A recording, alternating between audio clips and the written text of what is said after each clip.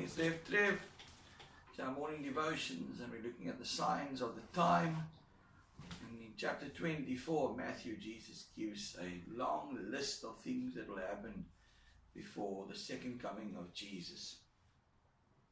Verse 39 says, "And they knew nothing about what would happen until the flood came and took them all away. That is how it will be at the coming of the Son of Man."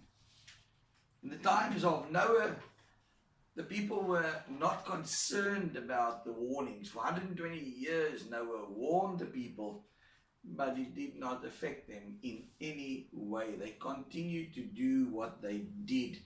They lived in great sin, and we find that Jesus says this will be the same in the last days.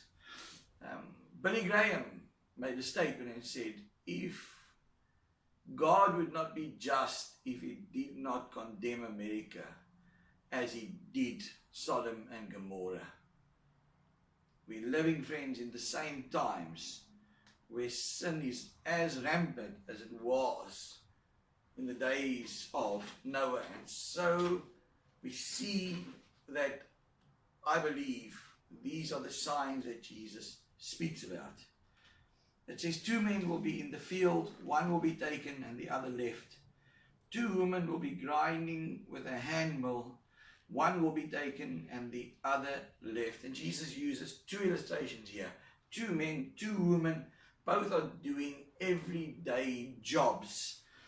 Every one of us, or most people today, Monday to Friday at least, people go to work and they do what they have to. And so Jesus uses this illustration here. Now, to understand the meaning of what Jesus is saying to us here, we need to look at the context of the passage. And so in verse 39 it says, we find that when the flood came, the people did not expect it, and they were taken in judgment. And so that's the important thing. They died as a result of the flood. And so Jesus is saying when he comes, some will be taken in judgment, yet others will remain behind to rule and reign with him. That's the one view that people have. Because if we're looking at the context of the passage, it says, in verse 39, for they knew nothing, and the flood came, and they were taken away. And so here it speaks about 2 people taken away. But in the context there, it's speaking about the judgment of God. Obviously, there's others who believe this speaks about the rapture. One is here, and one is taken away. 2 men, one taken. 2 women, one taken, one left. I believe in the rapture. But when we look at the context of this passage, because Paul speaks about we're taken in the twinkling of an eye, but in the passage here, it's not speaking about the rapture here, it's speaking about the judgment of God. Therefore keep watch, because you do not know on what day your Lord will come. And so the big thing that Jesus is speaking about is saying, be watchful. Friends, we live in a time in our society now where we have to be watchful. When you're driving, and especially, we in Cape Town are still, to a certain degree, have a little bit more safety. In Joburg and other places, people have to be continuously watchful. But it's becoming ever more in the Western Cape also, that when you stop at a robot, you have to watch to make sure no one's going to break your window to steal your bag or to rob you.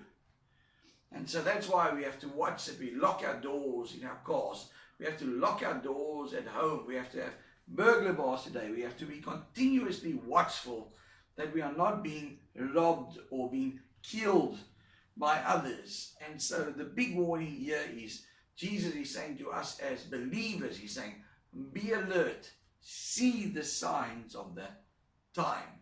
Make sure that your life is right with the Lord. And so the warning to you and me this morning is, friends, are you watchful? I'm not talking about in society, not physical things. I'm talking here about in the spiritual sense. Are you watchful? Or are you asleep? We're going to see in the next chapter that all 10 virgins fell asleep. We can't be asleep in the times we're living in, because the enemy is out to rob, steal, and destroy.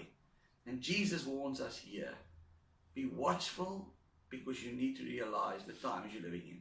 This is Rev Trevor. Have a wonderful day.